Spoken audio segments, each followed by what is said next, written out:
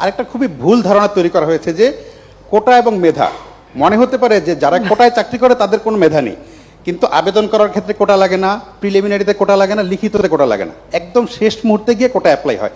তখন আসলে মেধায় সবাই সমান।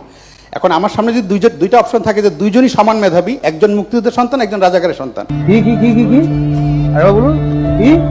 একজন রাজাকারের সন্তান, একজন মুক্তিযুদ্ধের সন্তান, একজন রাজাকারের সন্তান, একজন মুক্তিযুদ্ধের সন্তান, একজন রাজাকারের সন্তান, আমি অবশ্যই মুক্তিযুদ্ধের সন্তানকে চাকরি দিতে চাই। অবশ্যই। জি।